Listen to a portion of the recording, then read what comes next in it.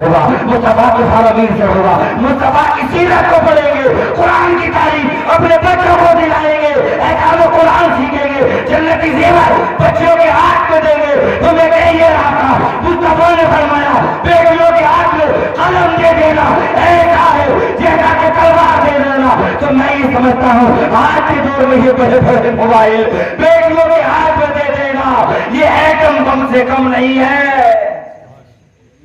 بیٹیوں کے ہاتھ میں موبائل لینے کی ضرورت نہیں ہے، بیٹیوں کو پی ایچ ڈی کرانے کی ضرورت نہیں ہے۔ جب پی ایچ ڈی کرانی ہے تو پھر غیروں کے سکولوں میں مت بھیجو۔ 10-20 مالدار مل کر 1-2 ایکڑ زمین خرید کر کوئی مسلم کالج نہیں بنا سکتے؟ کاروبار میں ہم لگائیں گے، تجارت میں لگائیں گے، سمجھے؟ لیکن مسلم کالج لڑکیوں کے نام سے نہیں بنا سکتے۔ کتنی ہماری بہنیں، کتنی ہمارے مسلمانوں کی شہزادیاں ابتداء کی طرف جا رہی ہیں، مرتد ہوتی چلی جا رہی ہیں، غیروں کی آغوش میں سو رہی ہیں۔ اگر آپ اخبارات پڑھتے ہوں گے، نیوز چینل تو آپ دیکھتے ہی ہیں، کیسے کیسی خبریں آ رہی، کیسے کیسے حالات پیدا ہو رہے ہیں۔ اس میں کمی ہے تو ہماری ہے، ہم غور کریں۔ ہماری بیٹی گھر میں ہے تو کس سے بات کر رہی ہے، ہماری بیٹی چھت پر چلی تو کیوں چلی، دروازے پر گئی تو کیوں گئی، ہماری بیٹی مسکرا کر کیوں باتیں کر رہی ہے۔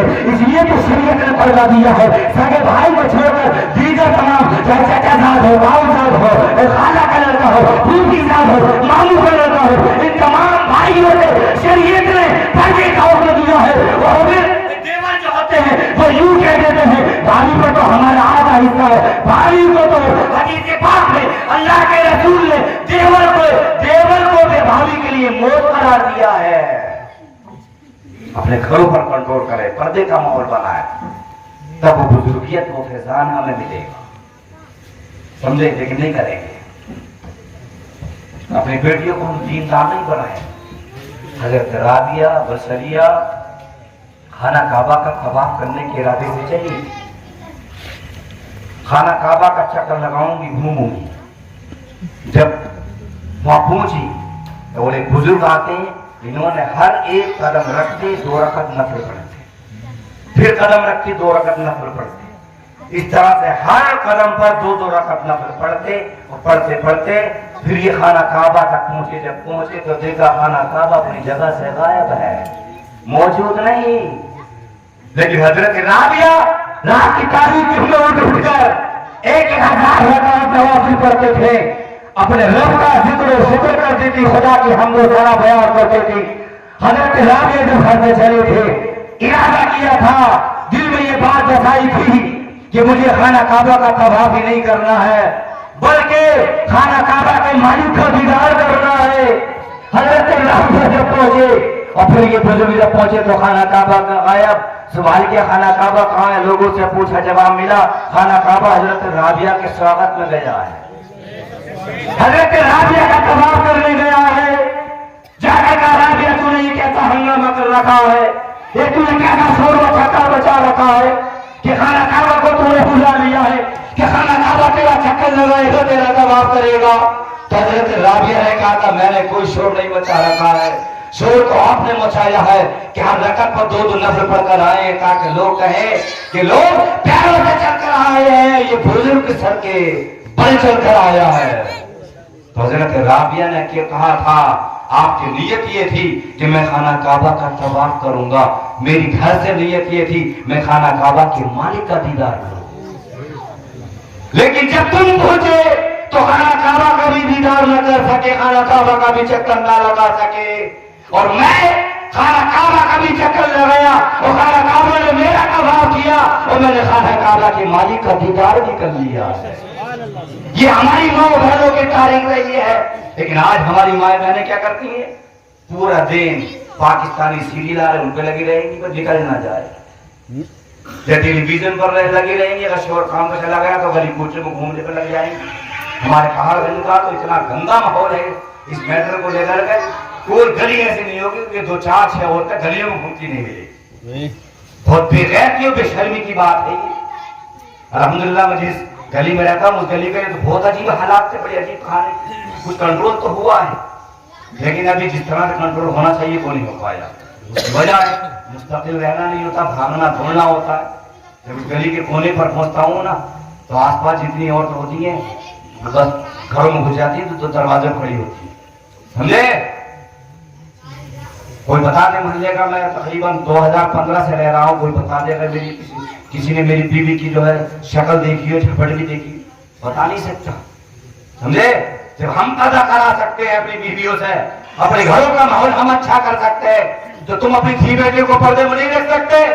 फिर जब इज्जतें निकल जाती है तो फिर शर्मिंदा होते, पसीमान होते हैं, फिर कहते हैं कि मुल्ला मुसद्दिक के पास जाकर के मत फिरवा दी, ऐसे मत कोई किसी के नहीं फिरवाता है। अपने घरों का अच्छा माहौल बनाइए, है सीरत खदीजतुल कुबरा अपनी बेटियों को पढ़ाइए, सीरत फातिमा अपनी बेटियों को पढ़ाइए।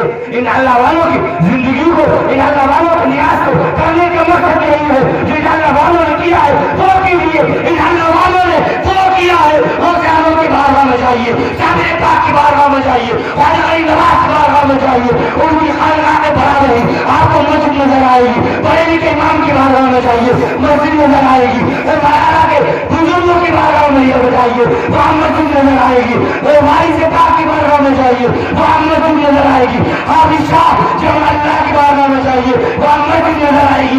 इसका मतलब ये हुआ इन अल्लाह वालों ने जहाँ जहाँ डेरा डाला है वहाँ वहाँ पर अल्लाह के घर को आबाद किया है। जब इन्होंने अल्लाह के घरों को आबाद किया है तो अल्लाह ने इनकी बारगाहों का मोहताज बना दिया है, और फिर दुनिया इनकी बारगाहों की मोहताज बन चुकी है।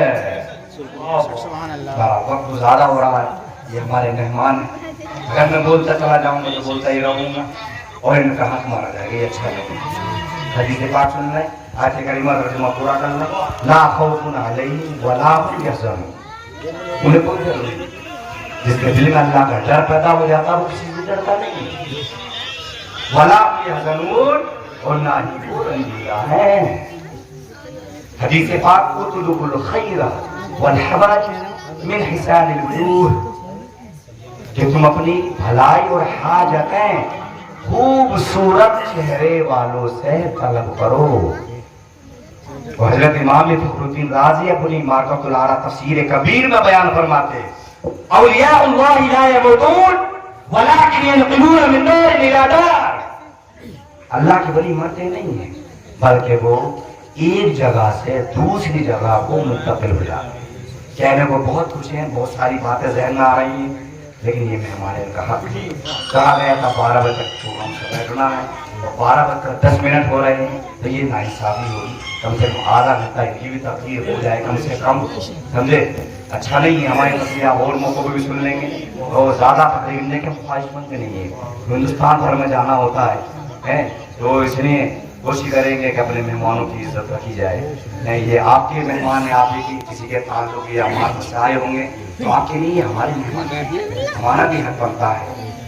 अल्लाह से दुआ है मौला मेरे बोलने में सब लिसानी की वजह से, जल्दबाजी की वजह से कोई मिस्टेक, कोई भूल हुई हो तो मौला माफ फरमाए। मैं भी कलमा शरीफ पढ़ूँ, आप भी कलमा शरीफ पढ़ें, ला इलाहा इल्लल्लाह मुहम्मदुर रसूलुल्लाह अस्तगफिरुल्लाह रब्बी मिन